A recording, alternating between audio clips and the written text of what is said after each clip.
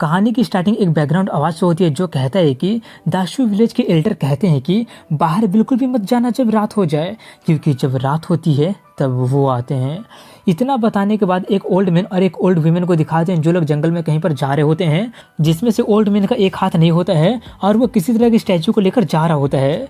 वो लोग आगे बढ़ ही रहे होते हैं कि तभी नदी में उन्हें दो भूतिया हाथ दिखाई देता है जो कि एक टोकरी को पकड़ा होता है जिसमें एक बच्चा रो रहा होता है। उन्हें देखकर ग्रैंडमा सी कहते हैं कि यहाँ पर तो सच में एक बच्चा है। ये बोलकर वो उस बच्चे को लेकर वापस जाने की तैयारी करने लगती है, लेकिन जैसे वो लोग एक कदम आगे बढ़ती है कि तभी एक भूत निकलकर उन पर हमला करने के लिए आगे बढ़ता है। वो देखकर वो लोग जल्दी से वहां से भागने की कोशिश करने लगते हैं, लेकिन तब तक वो भूत बच्चे के काफी करीब पहुंच गया होता है। लेकिन उस बच्चे के गले में एक तरह का पेंडेंट होता है जो कि चमकता है और वो सीन वहीं पर कट हो जाती है। अब इसके 3 साल बाद का सीन दिखाया जाता है जहाँ पर ग्रैंडमा सी उसे उठाते हुए कहते उठ जाओ अब सुबह हो गया है। ये बोलकर वो ब्लैंकेट हटाती है तो उसे पता चलता है कि वो वहाँ पर एक डमी को सुलाकर भागते हुए कहता है कि ग्रैनी सी तो फिर से फूल बन गई। उसे भागता देखकर वो उससे कहते हैं ज्यादा दूर मत जाना। अब वो उसके बारे में बताते हैं कि वो बच्चा तो सच में काफी ज्यादा मिस्चीवियस बनते जा रहा है, लेकिन किसने सोचा था कि वो बच्चा इतना जल्दी बड़ा हो जाएगा। उस वक्त उसके गले वाला जेड ने ही उसे उस भूत से बचा लिया था। उसका जेड में एक किन था, इसलिए हम लोग उसे किनमू बुलाते हैं। उसने तो हमारे विलेज में पूरा खुद से ला दिया है, लेकिन हमें इस बात की चिंता है कि जब हम मरेंगे तब उसका क्या होगा। वहीं पर किनमू को दिखाते हैं जो कि एक गाय पर बैठकर बांसुरी बजा रहा होता है और तभी शाम होने लगी होती है, इसलिए वो कहते हैं कि शाम होने वाला है इसलिए काऊ वापस गांव चलो। लेकिन तभी किनमू को किसी का आवाज़ सुनाई देती है जो कहती है कि मुझे बचाओ। ये सुनकर वो थोड़ी हैरानी से पूछने लगा होता है कि कौन मुझसे बातें कर रहा है। वो गाय कहते कि मैं हूँ, तुम मेरा ही दूध पीकर बड़े हुए हो, क्या तुम मुझे भूल तो नहीं गए हो ना। किनमू उससे कहता मुझे याद है, लेकिन मैं तुम्हें बचा कैसे सकता हूँ। वो कहते मेरे स्किन को अपने सिकल से काट कर तुम मुझे बचा सकते हो। किनमू उससे कुछ कहने की कोशिश तो करता है, लेकिन वो उसका बात को पूरा करने से पहले उससे कहती है कि क्या तुम मेरे नर्चरिंग को भूल तो नहीं गए हो ना। ये सुनकर वो कुछ कह ही नहीं पाता है और वो अपना सिक्कल का यूज करके उसे काटने लगता है, जिससे कुछ ही देर के बाद में वो गाय एक लड़की में बदल जाती है और बदल कर किनमू के पीछे से उसे पकड़कर कहती है कि उस विच के साथ बच्चा करने के बाद मैं एक गाय बन गई थी। 11 साल तक मैं सिर्फ घास खाई थी और तुम्हें अपना दूध पिलाई थी। तुम मेरा उतना सारा दूध पिए हो, इसलिए तुम्हें नहीं लगता है कि माफ़ी के तौर पर तुम्हें मुझे अपना जान दे देना चाहिए। ये बोलकर वो अपने नाखून काफी ज़्यादा बढ़ाकर उस पर अटैक करने जाती है, लेकिन उससे पहले कोई पीछे से आकर उसे चाकू से मार देता है और वो और कोई नहीं बल्कि वही विलेज में रहने वाला एक और ओल्ड मैन होता है जिसे किनमू ग्रैंडमा क्यों बुलाता है। वो अपने साथ एक बहुत ही बड़ा टाइगर का शिकार करके लेकर आ रहा होता है। उसे देखकर किनमू उससे पूछता है क्या आपने उसे मार दिया। ग्रैंडपा क्यों उससे कहते हैं कि ज़्यादा घबराओ मत, वो बुरी पर्सन थी, वो लॉर्ड की वाइफ थी और डेथ भी उसका सभी गुनाहों का सजा नहीं है। जल्दी यहाँ से चलो नहीं तो ग्रैनी सी चिल्लाने लगेगी। और तभी ग्रैनी सी उन लोगों पर चिल्ला रही होती है कि शाम होने वाली है, जल्दी से वापस आ जाओ। ये बोलकर वो क्यों पर चिल्लाने लगी होती है कि तुम उसे सीक्रेटली में क्या सिखा रहे हो। ये सुनकर किनमू जल्दी से घर चला जाता है। अब रात हो गया होता है जहाँ पर किनमू ग्रैनी सी से पूछता है कि रात को हम लोग बाहर क्यों नहीं जा सकते हैं। ग्रैनी सी कहती क्योंकि रात को स्कैरी चीज़ें बाहर आती है, लेकिन तुम ज़्यादा चिंता मत करो, विलेज में मौजूद स्टोन का स्टैचू उस डार्कनेस चीज़ों को अंदर नहीं आने देता है। वैसे ये काफ़ी अजीब बात है, अभी तक क्यूजी वापस क्यों नहीं आया है।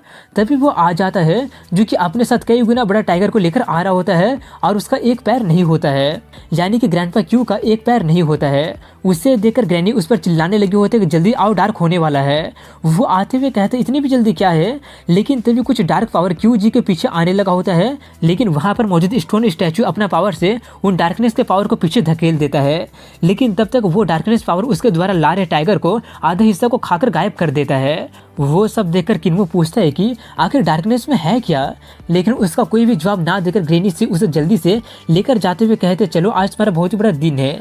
ये बोलकर वो उसे लेकर जाती है जहाँ पर आज उसका स्पिरिट बॉडी का स्टेबलाइजेशन का डे होता है, जहाँ पर सभी ओल्ड मैन मिलकर पार्टी कर रहे होते हैं। लेकिन तभी वहाँ पर एक और ओल्ड मैन आकर उन्हें पीट कर कहते कि तुम लोग यहाँ पर क्या कर रहे हो। बाय द वे क्या तुम लोग 4 स्पिरिट बेस्ट को ढूंढ लिए हो। उस ओल्ड मैन का हाथ पैर कुछ भी नहीं होता है और वो उस विलेज का चीफ होता है जो कि एक ओल्ड मैन के द्वारा टोकरी में कैरी किया जा रहा होता है। तभी उसका सवाल का जवाब देते हुए क्यू जी कहते हैं कि हाँ, Thunderbird, green viper, iron bone tiger और गोल्डन ट्रोटोज हमने सबको जमा कर लिया है। ये सुनकर वो कहता है अगर ऐसी बात है तो जल्दी से सबको बुचर कर दो। ये सुनकर एक आदमी जिसका कि एक हाथ नहीं होता है वो उन चारों का सर धड़ से अलग करके रख देता है, और दूसरा बंदा जो कि उस ओल्ड मैन को टांगे होता है, यानी कि चीफ को जो टांग के रखा होता है, वो एक फार्मासिस्ट होता है। वो उन चारों बीस्ट का ब्लड को लेकर 4 अलग अलग कप में डाल देता है और किसी तरह के स्किल का यूज करते हुए कहता है कि ये चारों असली स्पिरिट बिस्ट नहीं है, इसलिए इससे रिफाइन स्पिरिट ब्लड इनफ नहीं होगा। ये बोलकर वो किनमू से कहते हैं कि इंसान के बॉडी में 7 ग्रेट ट्रेजर होता है। पहला 3 स्पिरिट एम्प्लॉय होता है, दूसरा 5 लुमिनरीज होता है, तीसरा 6 कंजक्शन होता है, चौथा 7 स्टार होता है, पांचवा सेलेस्टियल बीइंग होता है, छठा लाइफ और डेथ होता है और 7वां डिवाइन ब्रिज होता है। तभी टोकरी वाला बंदा उससे खुद को नीचे रखने के लिए कहता है, इसलिए वो उसे नीचे रख देता है। इसलिए अब वो किनमू से कहते हैं कि 7 ग्रेट ट्रेजर अभी क्लोज स्टेट में हैं, तुम्हें उन्हें अपने आप खोलना पड़ेगा। उन 7 वॉल को ब्रेक करने का प्रोसेस को वॉल ब्रेक कहते हैं। उसकी बातें सुनकर किनमू उससे पूछता आखिर वो 7 वॉल क्या है। वो बताता है कि वो 7 वॉल स्पिरिट एम्प्लॉय वॉल है, सेलेस्टियल बीइंग वॉल है, 5 ल्यूमिनरी वॉल है, 6 कंजक्शन वॉल है, 7 स्टार वॉल है, डिवाइन ब्रिज वॉल है और लाइफ और डेथ वॉल है। अगर तुम उन वॉल को ब्रेक नहीं कर पाओगे तो तुम कल्टीवेट नहीं कर पाओगे। कुछ लोगों के पास में जन्म से ब्रोकन एम्प्लॉय वॉल होता है जिससे कि स्पिरिट बॉडी कहते हैं। उनका स्पिरिट बॉडी का टैलेंट ऑर्डिनरी लोगों से काफ़ी ज़्यादा हाई होता है, इसलिए उन्हें आधा मेहनत में दुगना फल मिलता है। 4 तरह का एम्प्लॉय स्पिरिट बॉडी होता है जो कि blue dragon, white tiger, vermilion bird और ब्लैक ट्रोटोज होता है। उसकी बातें सुनकर कुछ लोग अपना बॉडी दिखाने लगे होते हैं, जिसमें पहले बुचर दिखाता जिसका कि एक हाथ नहीं होता है, उसके पास ब्लू ड्रैगन स्पिरिचुअल बॉडी होता है। ग्रैनी सी के पास में व्हाइट टाइगर स्पिरिट बॉडी होता है। वो सब देखकर किनमू काफ़ी ज़्यादा खुश होकर कहने लगे होते हैं कि ये तो सच में काफ़ी ज़्यादा पावरफुल है, मैं भी ऐसा बनना चाहता हूँ। तभी ग्रेनी से उसे टाइगर का ब्लड पीने के लिए देते हुए कहते हैं कि उसे पीकर देखो, पता तो चलेगा तुम्हारे पास व्हाइट टाइगर का बॉडी है या फिर नहीं है। ये सुनकर बाकी के लोग भी उसे जल्दी से पीने के लिए कहने लगते हैं, इसलिए वो उस ब्लड को पी लेता है। वो देखकर वो लोग काफ़ी ज़्यादा एक्साइटेड होकर पूछने लगे होते हैं कि क्या तुम्हें किसी तरह का फील हो रहा है क्या। किनमू कहता अभी तो मुझे कुछ फील नहीं हो रहा है। इसी तरह से 5 मिनट बीत जाता है और कुछ भी नहीं होता है। इसके बाद वो लोग उसे दूसरा कप पीने के लिए देते हैं, कुछ देर के बाद तीसरा कप पीने के लिए देते हैं और 10 मिनट के बाद में भी कुछ भी रिस्पॉन्स होता ही नहीं है। जो देखकर सभी लोग कहने लगे होते हैं कि आखिरी कप बचा हुआ है। वहीं पर वो अपना आखिरी कप पी लेता है। जैसे वो उसे पीता है कि उसका हाथ में बिजली निकलने लगती है और उसका नीचे की धरती टूट जाती है और तभी वो अचानक काफ़ी ज़्यादा मोटा हो जाता है और उसका बॉडी काफ़ी ज़्यादा लाइट फील करने लगा होता है। जो देखकर वो लोग थोड़े से शॉक्ड हो जाते हैं कि ये क्या होने लगा है। वहीं पर किनमू का पेट में काफ़ी ज़्यादा दर्द होने लगा होता है और वो काफ़ी ज़्यादा गैस छोड़ने लगता है, जिससे वो उड़ने भी लगा होता है। उसका उस रिएक्शन से सभी लोग काफ़ी ज़्यादा हैरान रह जाते हैं कि ये क्या हो रहा है। अब इसका कुछ देर बाद का सीन दिखाया जाता है जहाँ पर वो शांत हो गया होता है और जिस जगह पर वो बैठा होता है वहाँ का धरती का मिट्टी गायब हो गया होता है, यानी कि वो गड्ढा कर दिया होता है और कहता है कि मेरा पेट अचानक बहुत ही ज़्यादा दर्द करने लगा था। और सभी लोगों को अपने तरफ वैसे देखकर वो पूछते हैं कि आप लोग ठीक तो है ना। वहीं पर उन लोगों को दिखाते हैं जहाँ पर वो लोग काफ़ी ज़्यादा सॉफ्ट हो गए होते हैं और ग्रेनी सी कहते तो इसका मतलब उसका बॉडी ब्लड रिएक्शन को सह नहीं सकता है। बुचर कहते हैं कि वो अपने स्पिरिचुअल बॉडी का वेकन नहीं कर पाया है, इसका मतलब है कि वो एक ऑर्डिनरी बच्चा है। ग्रेनी कहते हैं कि यहाँ पर काफ़ी ज़्यादा खतरा है, इसलिए वो यहाँ पर नहीं रह सकता है। क्यूजी कहते हैं कि हाँ, दाशु काफ़ी ज़्यादा खतरनाक है, हमारे बिना उससे काफ़ी ज़्यादा मुश्किलों का सामना करना पड़ेगा, लेकिन हम लोग काफ़ी ज़्यादा बुढ़े हो गए हैं और सभी लोग यहाँ पर डिसेबल भी है, अब हमें क्या करना चाहिए। उनकी बातें सुनकर किनमू उससे हक करते हुए रोते हुए कहते हैं कि आप लोग नहीं मरेंगे। इससे ग्रेनी सी भी काफ़ी ज़्यादा इमोशनल होकर उससे कहती है कि हम तुम्हें नहीं छोड़कर जाएंगे। तभी विलेज चीफ यानी कि टोकरी वाला बुढ़ा कहते हैं कि काफ़ी अच्छा है। जो सुनकर सभी लोग काफ़ी ज़्यादा शॉक्ड हो जाते हैं कि ये क्या पक रहा है। वहीं पर वो अपने बात को पूरा करते हुए कहते हैं कि उसका कॉन्स्टिट्यूशन काफ़ी ज़्यादा अच्छा है। उसका कॉन्स्टिट्यूशन एक अलग तरह का कॉन्स्टिट्यूशन है जो कि 4 ग्रेट कॉन्स्टिट्यूशन को मिलाकर बना हुआ है। वो एक ओवरलोड बॉडी है। ओवरलोड बॉडी को अवेकन करने के लिए उसे 4 असली स्पिरिट बीस्ट का ब्लड की जरूरत पड़ेगा। दाशु में असली स्पिरिट बीस्ट नहीं है, सिर्फ उनका डिसेंडेंट है। तुम लोगों को और बीस्ट को पकड़कर उनके ब्लड को रिफाइन करना पड़ेगा। जब वो इनफ ब्लड को पी लेगा तब उसका ओवरलोड बॉडी अवेकन हो जाएगा। ये सुनकर सभी लोग काफ़ी ज़्यादा खुश हो जाते हैं। उन्हें उतना ज़्यादा खुश देखकर फार्मासिस्ट टोकरी वाले से कहते हैं कि ये ओवरलोड बॉडी एग्जिस्ट नहीं करता है ना। वो कहता हाँ, वो एग्जिस्ट नहीं करता है, मैंने बिना कुछ सोचे समझे कह दिया था। जो सुनकर वो फार्मासिस्ट काफ़ी ज़्यादा शॉक्ड रह जाता है। वहीं पर वो अपने बात को पूरा करते हुए कहता है कि हमें ज़बरदस्ती यहाँ पर आना पड़ा था, सभी का रिजेंटमेंट काफ़ी ज़्यादा हैवी है, लेकिन किन्मो का अफेयर होने से सभी का रिजेंटमेंट काफ़ी ज़्यादा कम हो गया है। सभी लोग उसे अपना डियरेस्ट पर्सन मानते हैं। ये किन्मो ही है जो कि हम सभी लोगों का फ्राइजिल हार्ट को हेल्प करता है। अगर सभी लोगों को पता चल जाता है कि किन्मो एक आम बच्चा है तो वो दाक्षु में सर्वाइव नहीं कर पाएगा। उसकी बातें सुनकर फार्मासिस्ट वहाँ से जाते हुए कहते हैं कि मैं तुम्हारी बातों को समझ रहा हूँ, लेकिन तुम इसे हमेशा के लिए छुपा के नहीं रख सकते हो। जल्दी ही या फिर बाद में हम लोग मारे जाएंगे और तब सिर्फ किन्मो ही बचेगा। लेकिन तुम ज़्यादा चिंता मत करो, मैं इसे सीक्रेट रखूंगा और उसे कन्विंस करूंगा कि उसके पास यूनिक ओवरलोड बॉडी है। एपिसोड की शुरुआत में दिखाते हैं कि किन्मो सो रहा होता है, लेकिन तभी वहाँ पर सभी लोग आकर उसे उठाकर बाहर लेकर जाकर दिखाने लगे होते हैं कि देखो हमने कितना सारा स्पीड बेस्ट को लेकर आ गए हैं। इनका ब्लड का रिफाइनमेंट तुम्हारे लिए 1 महीने के लिए काफ़ी होगा। वो देखकर किन्मो कहता है कि फिर से मैं तो रोज रोज यही पी का बोर हो गया हूँ। तभी वो लोग उसे पिलाते हुए कहते हैं जल्दी से ठंडा होने से पहले इसे पी लो। वो देखकर ग्रेनी से पूछते हैं कहीं तुमने अमाउंट फिर से बढ़ा तो नहीं दिया है ना। वो कहता है मैंने उसमें बस थोड़ा सा ब्लू ड्रैगन का ब्लड को मिलाया है बस, और कुछ नहीं किया है। वहीं पर उसका बॉडी काफ़ी ज़्यादा गर्म होने लगा होता है और अचानक उसका आंखें काफ़ी ज़्यादा लाल हो जाती है और वो चिल्लाने लगा होता है। वो सब देखकर चिप उससे कहते हैं कि एक्सेसिव ब्लड हो गया है, जल्दी से मैंने तुम्हें जो स्किल को सिखाया है उसका यूज करके ब्लड को गाइड करके रिचुअल करो।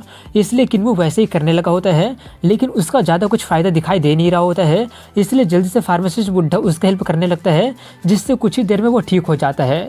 उसे ठीक करके वो सभी लोगों पर चिल्लाने लगा होता है क्या तुम लोग उसे मारना चाहते हो, अगली बार से मैं भी उसे बचा नहीं पाऊंगा। उन्हें डांट कर वो वहाँ से जाते हुए कहते हैं एक्सेसिव फुल स्टोमक के कारण तुम लोग उसके साथ प्रैक्टिस कर सकते हो। प्रैक्टिस के बारे में सुनकर बूचर ग्रैंडपा काफ़ी ज़्यादा खुश हो जाता है। पिछली वीडियो में मैंने गलती से बोल दिया था कि उसका एक हाथ नहीं है, उसका दोनों हाथ तो होता है लेकिन उसका कमर का नीचे का हिस्सा नहीं होता है। बूचर ग्रैंडपा उसे एक छोटा सा नाइफ देकर उस पर अटैक करने लगा होता है, जिससे किन्मो बहुत ही मुश्किलों से डॉज कर पाता है। और तभी वो अपना दूसरा स्किल का यूज करके उसका साथ प्रैक्टिस करना स्टार्ट कर दिया होता है और एक फाइनल अटैक कर देता है, लेकिन उससे पहले ही ग्रैंडपा क्यों उसे बचा लेता है। वहीं पर उसके अटैक से पूरा का पूरा जमीन ही टूट गया होता है, जो देखकर किन्मो कहता लगता है कि ग्रैंडपा बूचर फिर से पागल होने लगे हैं। वहीं पर बूचर जिसका कि आंखें काफ़ी ज़्यादा लाल हो गया होता है, वो कह रहा होता है कि मेरा वेस्ट को काट दिया गया था जिससे मैंने अपने दोनों पैरों को खो दिया है, लेकिन मैं अपने दिमाग को नहीं खोया हूँ। ये बोलकर वो काफ़ी पावरफुल अटैक कर देता है। दूसरी तरफ में वो देखकर किन्मो कहता है उनका नाइफ तो काफ़ी ज़्यादा फास्ट है, उनका जैसे स्किल को यूज करने के लिए मुझे कितना टाइम तक प्रैक्टिस करना होगा।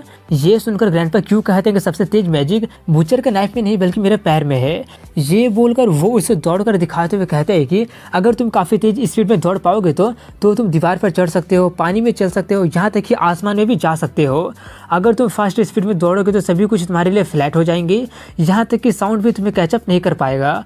उससे दौड़ता देखकर किन्मो कहता है मेरे लिए तो रुकिए, लेकिन तभी वहाँ पर ग्रैंडपा माँ जिसका कि एक हाथ नहीं होता है वो आकर कहता है कि भागने का टाइम खत्म हो गया है, अब फिस्टिंग का टाइम आ गया है। ये बोलकर वो उस पर एक पंच कर देता है, जिससे किन्मो दूर काफ़ी ज़्यादा फेंका जाता है, जिससे वो पीछे मौजूद पेड़ से जाकर टकरा जाता है, जिससे उस पेड़ का काम ही तमाम हो जाता है। और तभी वो उसके पास जाते हुए कहते हैं कि अगर तुम्हारा पंच फास्ट इनफ होगा तो तुम थंडर को कंट्रोल कर पाओगे और अपने अपोनेंट को डिस्ट्रॉय भी कर पाओगे। ये 1000 armed Buddha thunder clap 8 strike है। इतना बोलकर वो उससे कहते हैं कि आप थंडर क्लैप 8 स्ट्राइक को यूज करके फाइट करो जो मैं तुम्हें सिखाया हूँ।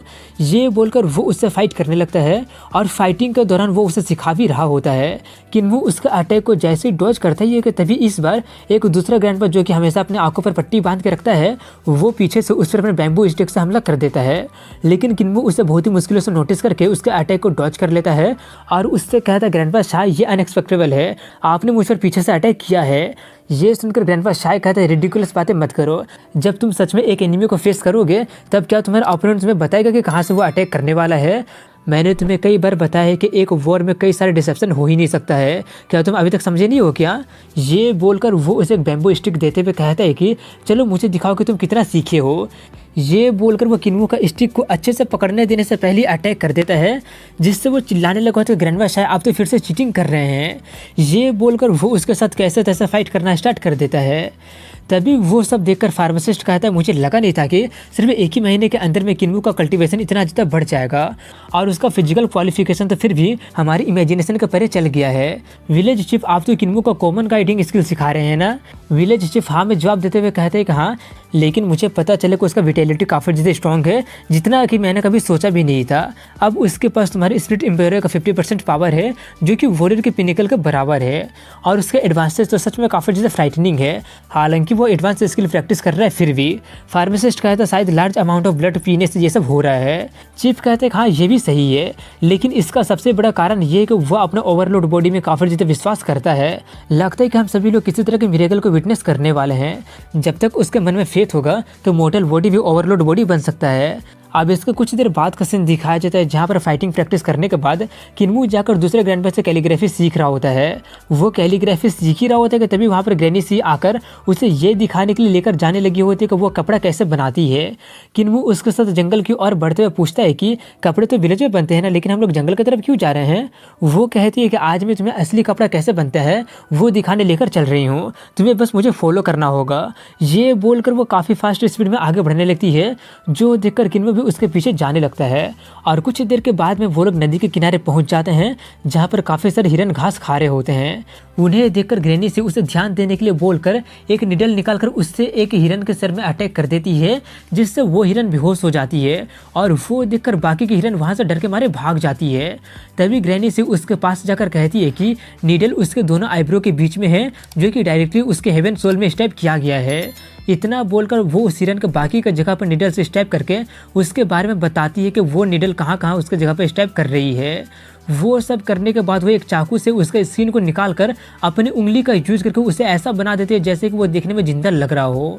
तभी वो उसकी स्किन को किन्मू को पहना देती है, जिससे देखकर लग ही नहीं रहा होता है कि वो एक इंसान है, बल्कि वो पूरी तरह से बिल्कुल हिरन ही लग रहा होता है। लेकिन तभी उन्हें किसी के हंसने की आवाज़ सुनाई देती है, जो कहते हैं कि तो सच में legendary heavenly demon creation technique है। इतना बोलकर उन लोगों को दिखाते हैं जो लोग कल्टीवेटर होते हैं, जहाँ पर वह अपने बात को पूरा करते हुए कहता है मुझे कभी लगा नहीं था कि दाशु जैसा बैरन लैंड में मैं किसी डेविल को डेविल टेक्निक सिखाते हुए ढूंढ लूंगा। स्किनिंग क्लॉथ इस तरह का विशेष टेक्निक यूज करने का तुम्हारी हिम्मत भी कैसे हो गया। उनकी बातें सुनकर ग्रैनी सी कहती आखिर ये हेवनली डीमन डेविल पता नहीं तुम क्या बोल रहे हो, मुझे समझ में नहीं आ रहा है आखिर है क्या, मैं तो सिर्फ एक आम औरत हूँ। इतना बोलकर वो किन्मू को भागने के लिए इशारा करती है। दूसरी तरफ में उसकी बातें सुनकर कल्टीवेटर कहते हैं कि हमें बेवकूफ़ मत बनाओ, अगर तुम एक आम पर्सन होती तो इतना दूर होने के बावजूद भी हम तुम्हारी बातों को सुन नहीं पाते। हेवनली डेविल क्रिएशन टेक्निक लोगों को जानवर का रूप लेने में हेल्प करता है। हमारे सेक्ट के काफ़ी सारे सीनियर तुम्हारे हाथों के पोजन द्वारा मारे गए हैं। उनकी बातें सुनकर ग्रैनी से अभी भी इनकार करते हुए कहते मुझे नहीं पता कि तुम लोग क्या बक रहे हो, इस लिटिल डियर को तो मैं कब से पाल रही हूँ। इतना बोलकर वो किन्मू से धीरे से कहते कि मैं उन लोगों को संभाल सकती हूँ, लेकिन तुम्हारे यहाँ होने से मैं डिस्ट्रैक्ट होते रहूँगी, इसलिए जल्दी से गाँव चले जाओ। ये सुनकर किन्मू भागने लगता है। उसे भागता देखकर वो कहता है कि वो डेविल ब्रैड भागने की कोशिश कर रहा है। ये बोलकर वो अपने कुछ डिसाइपल को इसका काम तमाम करने के लिए भेज देते हैं। किन्मू के पीछे में 5 लोग जाते हैं, जिनका कल्टीवेशन लेवल देखकर ग्रैनी सी थोड़े से घबराते हुए कहती है कि वो लोग तो किन्मू को जल्दी पकड़ लेंगे। तभी वहाँ पर बाकी के 4 कल्टीवेटर उसे चारों तरफ से घेरते हुए कहते हैं कि तुम उसकी चिंता करना बंद करो, क्योंकि अपनी चिंता करना शुरू कर दो। उन्हें देखकर ग्रैनी सी कहते हैं कि ली रिवर के 5 एल्डर आप लोग दैशु में क्या कर रहे हैं। दैशु काफ़ी ज़्यादा खतरनाक जगह है, क्या आप लोगों को डर नहीं है कि आप लोग अपना जान को खो देंगे। वो लोग उसका बात को कोई भी जवाब ना देकर हमला करने के लिए आगे बढ़ते हैं। जो देखकर ग्रैनी सी कहती है कि अगर ऐसी बात तो ठीक है, मैं तुम लोगों का भी कपड़ा बना दूंगी। दूसरे सीन में किन्मू को दिखाते हैं जो कि भाग रहा होता है। वो भाग ही रहा होता है कि तभी वो लोग पीछे से उस पर अटैक कर देते हैं। किन्मू बहुत ही मुश्किलों से उससे बचकर फिर से वहाँ से भागने लगा होता है, लेकिन तभी 5 उसे चारों तरफ से घेर लेते हैं। जो देखकर किन्मू सोचता है कि जल्दी से अपने बाद में मुझे वो लोग पकड़ लेंगे, मैं उन्हें खुद को पकड़ने नहीं दूंगा, नहीं तो वो लोग मुझे काट देंगे। मुझे जल्दी से गांव में जाकर बाकी के ग्रैंडपा से हेल्प लेना पड़ेगा। ये सब सोचकर वो जंगल के रास्ते भागने के बारे में सोचता है। उसे उस तरफ जाता देखकर एक लड़की उसके पीछे जाते हुए कहती है कि तुम भाग नहीं सकते हो। तभी किन्मू के हिरन का ग्रुप दिखाई देता है। उन्हें देखकर किन्मू भी उनमें जाकर मिक्स हो जाता है। वो देखकर सभी लोग जाते हैं वहाँ पर जहाँ पर उन्हें किन्मू नहीं दिखाई देता है, इसलिए वो लोग सभी हिरन को मारना शुरू कर देते हैं और सभी हिरन को मार भी देते हैं।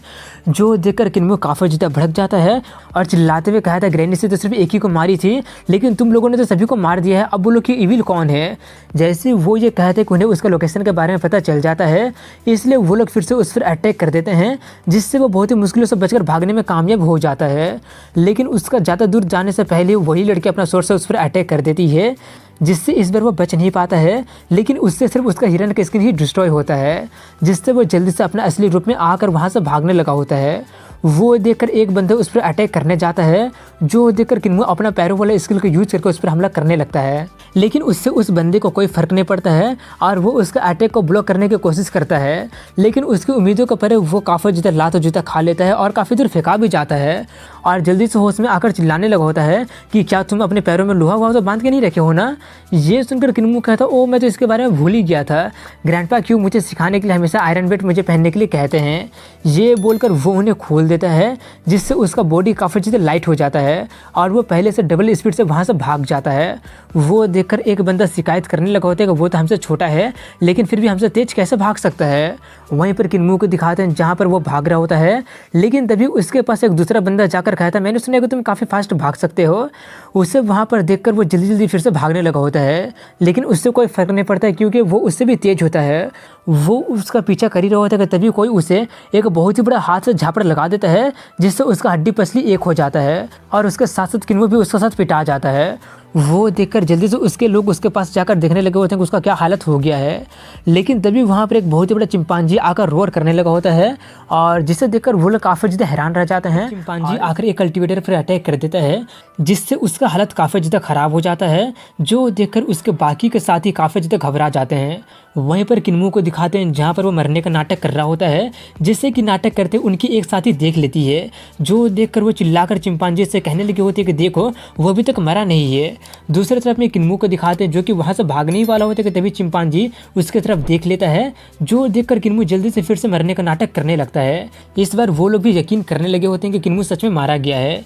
वहीं पर वो चिंपांजी पेड़ खा रहा होता है और मौके का फ़ायदा उठाकर किन्मू वहाँ से भागने वाला होता है, लेकिन जैसे ही चिंपांजी उसकी तरफ देखता है वो फिर से मरने का नाटक करने लगता है और उस चिंपांजी को चकमा देकर वो वहाँ से भागने वाला होता है, जो देखकर वो चिंपांजी काफ़ी ज़्यादा भड़क जाता है और किन्मू पर एक पेड़ से हमला कर देता है, जिससे किन्मू किसी तरह से बच जाता है। लेकिन उसकी मुसीबतें अभी टली नहीं होती है क्योंकि वो चिंपांजी और पेड़ों से हमला कर देता है, जिससे किन्मू जैसे तैसे बचकर वहाँ से भाग निकलता है। लेकिन अब वो काफ़ी ज़्यादा जख्मी हो गया होता है और तभी वो लोग फिर से किन्मू को ढूंढ लेते हैं और फिर से उसका पीछा करने लगते हैं, जिससे अब किन्मू का दिमाग काफ़ी ज़्यादा ख़राब होने लगा होता है क्योंकि वो लोग उसका पीछा छोड़ ही नहीं रहे होते हैं। तभी वो अपने ग्रैंडपा के द्वारा सिखाया गया स्किल को यूज करता है, जिससे उसका इंजरी ईज हो जाता है और वो पहले से ज़्यादा स्पीड में भागने लगा होता है। उसका स्पीड को फिर से बढ़ता देखकर एक बंदा काफ़ी हैरानी से कहता है कि आखिर उसका स्पीड फिर से अचानक बढ़ क्यों गया है। उनका लीडर कहता है जरूर उसके पास हीलिंग करने वाला कुछ अच्छा मेडिसिन होगा, अगर हम लोग उससे छीन लेते हैं तो मास्टर हमें इसके लिए काफ़ी अच्छा रिवॉर्ड देंगे। अपने मास्टर के द्वारा रिवॉर्ड पाने के बाद सोचकर वो लोग काफ़ी ज़्यादा मोटिवेट हो जाते हैं और तेज़ी से उसका पीछा करने लगते हैं। उनके आगे में किन्मू को दिखाते हैं जो कि भागते भागते वो अपना लेवल को ब्रेक थ्रू करने की कोशिश करने लगा होता है, जिसमें वो अच्छा कर रहा होता है। लेकिन तभी वो अपने बोटल नेक पर पहुंच जाता है, जहां पर अब उसे अपने स्पीड एम्ब्रॉय वॉल को तोड़ना होगा। किन्मू उस वॉल को तोड़ने की कोशिश तो करता है, लेकिन वो उसमें बहुत ही बुरी तरह से फेल हो जाता है।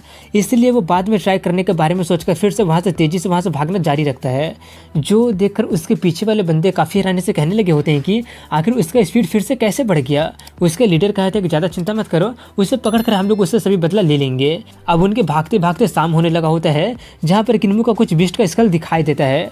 उन्हें देखकर उससे उसका ग्रैंडपा का बात याद आ जाता है, जो बोला था कि दाशु के बिस्ट काफ़ी ज़्यादा इंटेलिजेंट होते हैं, सभी के पास अपना अपना खुद का टेरिटरी होता है और वो लोग अपने टेरिटरी में जाने के लिए ऐसा कुछ साइन छोड़ते रहते हैं। इसलिए किन्मू उनके साइन को अवॉइड करने के बारे में सोचता है, लेकिन तभी उसे दो बिस्ट का फाइट करने की आवाज़ें सुनाई देती है और शाम भी होने वाला होता है और वो धीरे धीरे काफ़ी ज़्यादा अंदर चला जा रहा होता है।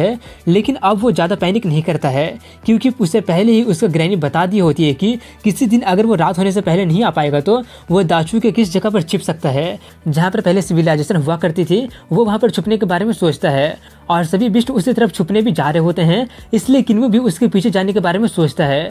दूसरी तरफ में उन लोगों को दिखाते हैं जहाँ पर उनका एक साथी भी कहने लगा होता है कि रात होने वाला है। मास्टर बोले कि दाशु कर्स्ट जगह है, शाम होने के साथ ही ये फॉरबिडन जगह बन जाता है। उसके लीडर कहते हैं कि डार्कनेस उस लिटिल डेविल के लिए भी खतरनाक है, हम सिर्फ उसे फॉलो करेंगे, उसे जरूर इससे बचने का रास्ता पता होगा।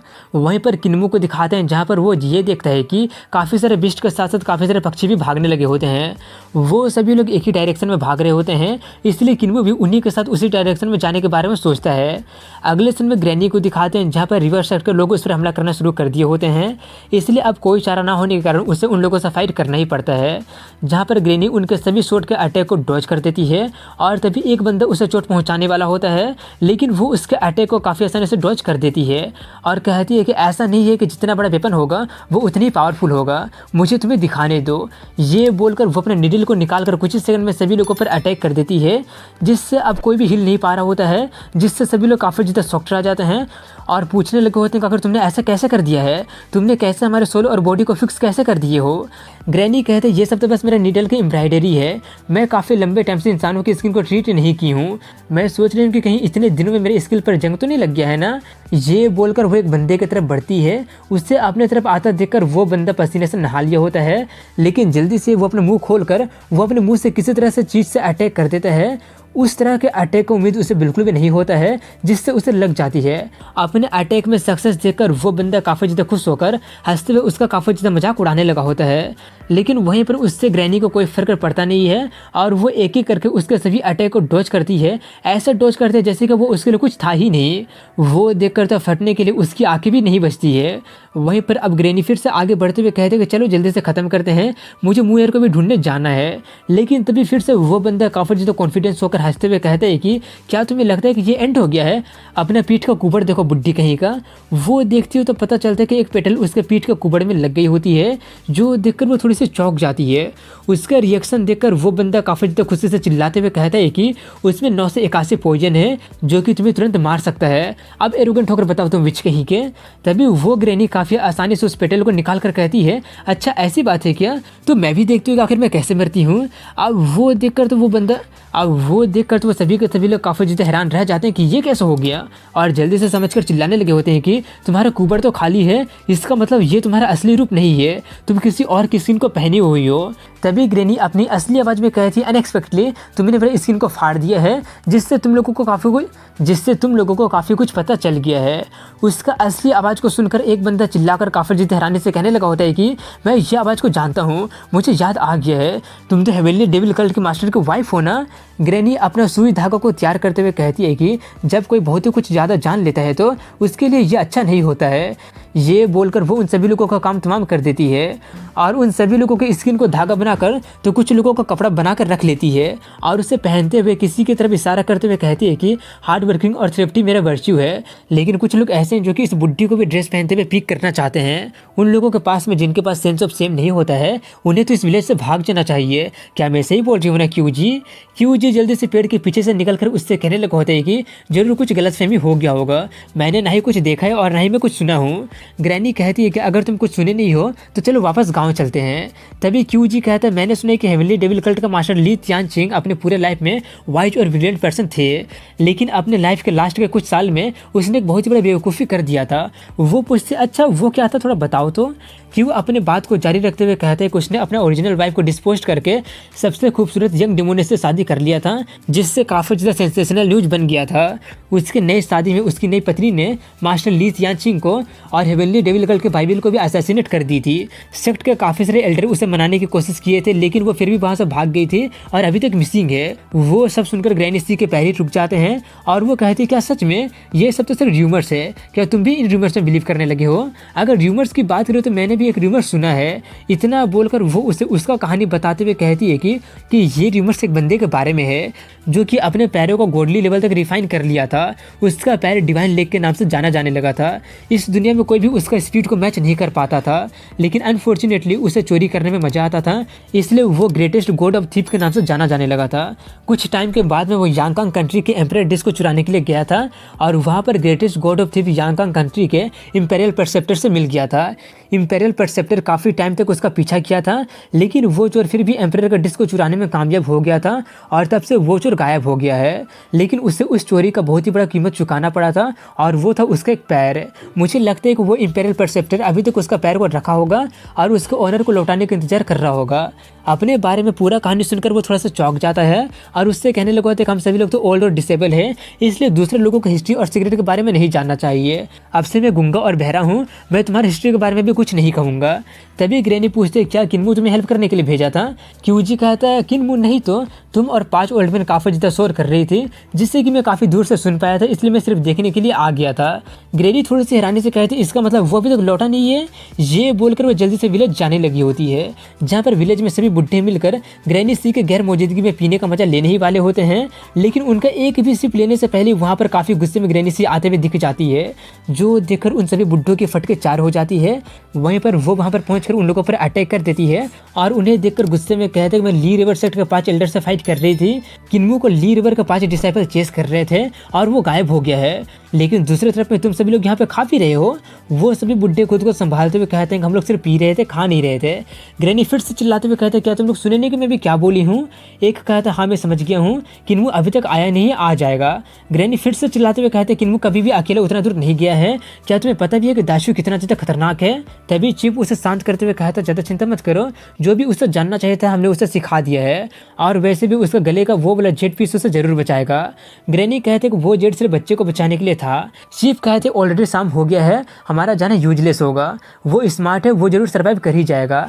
अगले सीन में किन्मू को दिखाते हैं, जो कि अभी भी सभी भाग रहे पक्षी और बिस्ट के साथ भाग रहा होता है, जहाँ पर उसे किसी सिटी में एंटर करने जैसा गेट दिखाई देता है।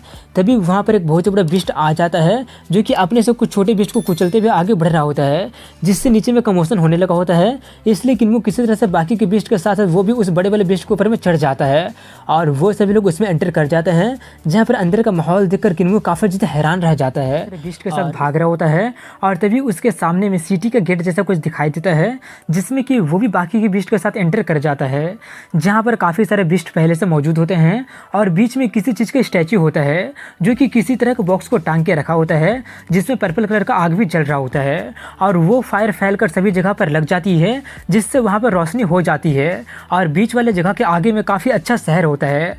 वहाँ का सीन देखकर किन्मू थोड़ा सा चौंक जाता है, क्योंकि उससे लगा नहीं था कि उसे यहाँ पर ऐसा कुछ देखने को मिल जाएगा।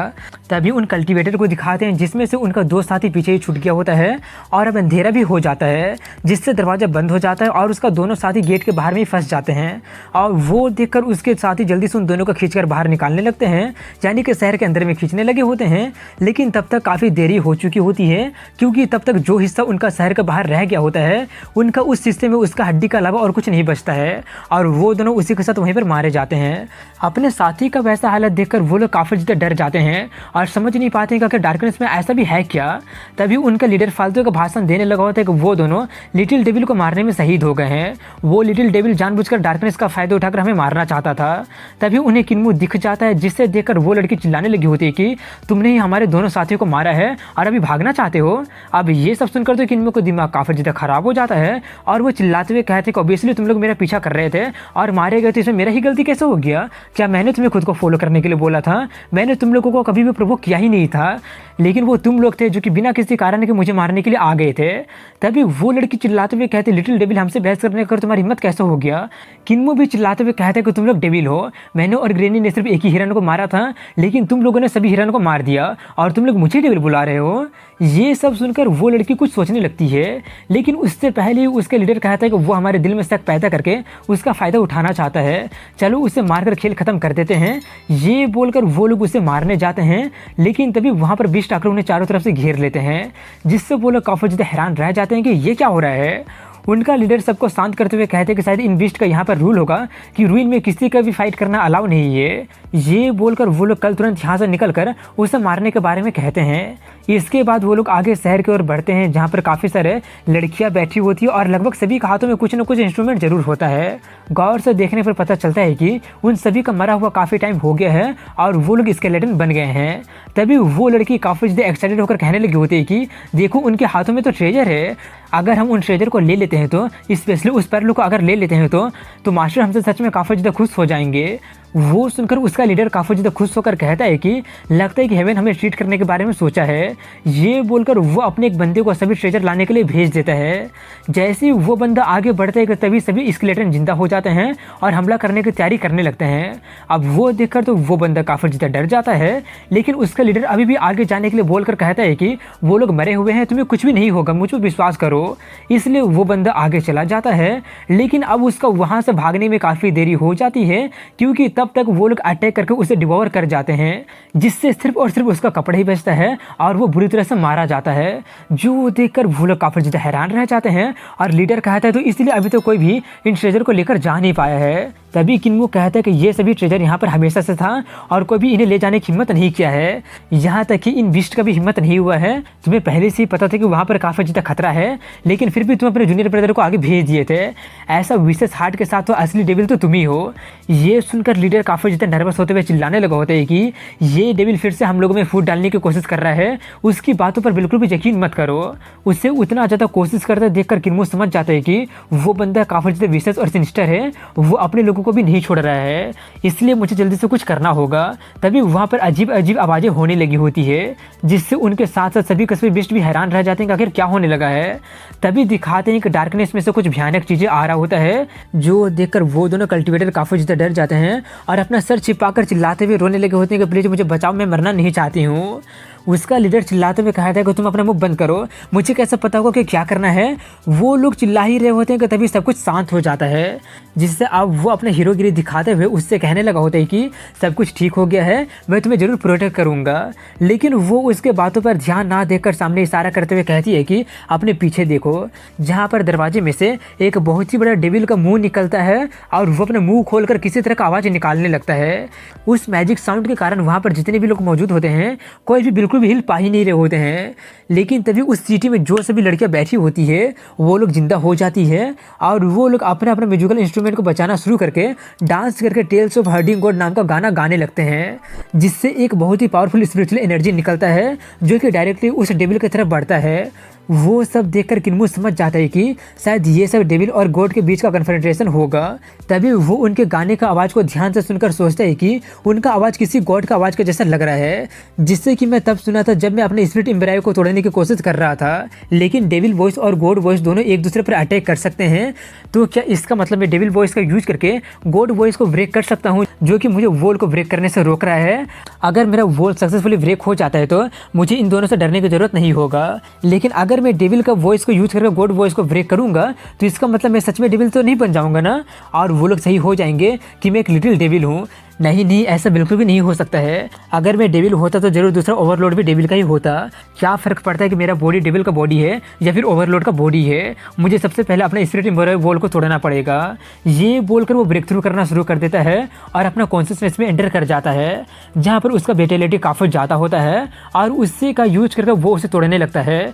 लेकिन वो फिर से फेल हो जाता है, जिससे उसका दिमाग काफ़ी ज़्यादा ख़राब होने लगा होता है, इसलिए वो फिर से ट्राई करना शुरू कर देता है। इसी तरह से करते करते कुछ घंटे बीत जाते हैं और किन्मो अभी तक हार ना मानकर फिर से अटैक करने जाता है और वो अपने वॉल को एक पंच कर देता है, लेकिन उससे अभी भी कुछ नहीं होता है। इसलिए अब वो एक आखिरी बार ट्राई करने के बारे में सोच लेता है। लेकिन तभी वो ये नोटिस करते हैं कि उसका वॉल में थोड़ा सा क्रैक हो गया होता है, जिससे कि वो काफ़ी ज़्यादा खुश हो जाता है। लेकिन उसका खुशी ज़्यादा देर तक नहीं टिकता है, क्योंकि वो क्रैक अपने आप ही हील हो जाता है।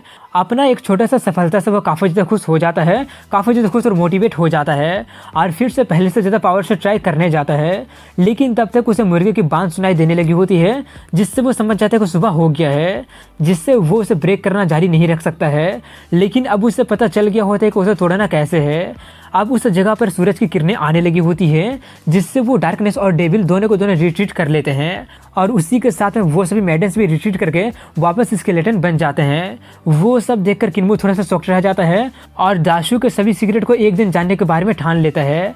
अपना मन बनाकर वो एक बीस्ट पर बैठकर वापस जाने लगा होता है, लेकिन तभी उस पर एक शॉट से अटैक हो जाता है, जिसे नोटिस करके किन्मो बहुत ही मुश्किलों से डॉज कर पाता है और गुस्से में उन लोगों से पूछता है कि क्या तुम लोग मुझे सच में मारना चाहते हो।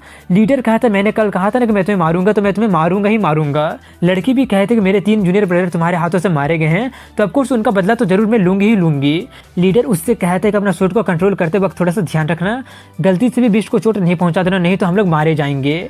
उनकी बातें सुनकर किन्मो कहता है, क्या तुम्हें सच में लगता है कि तुम लोग मुझे मार सकते हो। ये बोलकर वो भागने लगता है। उसे भागता देखकर वो लोग भी उसका पीछा करने लगते हैं और वो लड़की अपना शॉट को फेंक कर अटैक कर देती है, जिससे कि वो थ्रेड से कंट्रोल कर रही होती है। किन्मो उससे बचने के लिए एक बीस्ट के नीचे चला जाता है, जिससे स्वॉर्ड से उस बीस्ट को लग जाती है। जो देखकर लीडर फिर से चिल्लाते हुए कहता है कि बीस्ट को चोट मत पहुंचाओ, अगर वो लोग वायलेंट हो जाएंगे तो कोई भी नहीं बच पाएगा। उसका स्वॉर्ड अटैक देखकर किन्मो कहता है कि स्पिरिट को सिल्क बनाकर स्वॉर्ड को कंट्रोल करके काफ़ी दूर मौजूद एनिमी को खत्म करना, ये स्किल तो सच में काफ़ी कमाल का, मैं भी इसे सीखना चाहूँगा। वहीं पर फिर से वो उसका पीछा करते हुए कहती है कि अगर मैं अपना स्वॉर्ड का यूज नहीं भी करूँगी फिर भी मैं तुम्हें किक कर सकती हूँ। ये बोलकर वो उसे किक करने जाती है। वो देखकर किन्मो कहता है कि क्या तुम अपना लेग स्किल को मुझसे कंपेयर करना चाहती हो? ग्रैंडपा क्यों ये लेग स्किल सिखाते वक्त मुझे किसी से भी डरने के लिए नहीं बोले थे। ये बोलकर वो उसे एक जोरदार किक मार देता है और मारकर 2-4 लात उसके मुंह पर मारकर उसे फेंक देता है, जिससे उसका शकल का 12 बज जाता है। उसका वो हालत करके वो काफ़ी ज़्यादा खुश होकर कह रहा होता है कि ये स्किल तो सच में काफ़ी ज़्यादा कमाल का है। वो खुश हो ही रहा होता है कि तभी वो एक दूसरे अटैक को सेंस कर लेता है, जिससे वो किसी तरह से बच जाता है, लेकिन फिर भी उसे थोड़ी सी चोट लग जाती है और लीडर पीछे से आकर उस पर पंचेस की बरसात करने वाला होता है, लेकिन किन्मो उससे बचकर एक बैक फ्लिप मार देता है, जिससे लीडर काफी ज्यादा खुश होकर कहता है कि तुमने अपना बैक अपने ओपोनेंट की तरफ करके बहुत ही बड़ा गलती कर दिया है, तुम बहुत ही बड़ा बेवकूफ हो। ये बोलकर वो अपने पंच से हमला करने लगता है, लेकिन ये देखकर काफी ज्यादा शॉक्ड रह जाता है कि वो बिना देखे ही उसका सभी पंचेस को ब्लॉक कर देता है, जिससे वो काफी ज्यादा हैरान रह जाता है और कहते हैं कि आखिर किस तरह के स्किल का तुम यूज कर रहे हो। लेकिन तभी वो अपना स्वॉर्ड से अटैक करवाते हुए कहता है कि चाहे किसी भी तरह की स्किल तुम क्यों ना यूज कर लो, तुम मेरे स्वॉर्ड से बच नहीं सकते हो। उसका स्वॉर्ड को अपने तरफ आता देखकर किन्मो काफी ज्यादा हैरान रह जाता है और किसी तरह से उसका अटैक को डॉज कर लेता है, जिससे फिर से उसका हाथ में छोटा सा कट लग ही जाता है और वो बहुत ही मुश्किलों से वहां से भागने लगता है। उससे भागता देखकर वो बंदा अपना 2 स्वॉर्ड निकालकर काफी ज्यादा खुश होकर कहता है कि लगता है कि लिटिल डेविल मुझसे डर के भाग गया है, अगर ऐसी बात है तो चलो चूहे बिल्ली का खेल खेलते हैं। ये बोलकर वो काफी फास्ट स्पीड में उसे कैचअप कर लेता है, जिससे किन्मो थोड़ा सा डर जाता है और इसी के साथ यहीं पर इस एपिसोड की एंडिंग हो जाती है। तो वीडियो पसंद आएगा तो लाइक कमेंट शेयर कर चैनल को सब्सक्राइब जरूर कीजिएगा। मिलता हूँ अगले वीडियो में, तब तक के लिए वीडियो को आखिर तक देखने के लिए आप सभी लोगों को थैंक यू सो मच दोस्तों।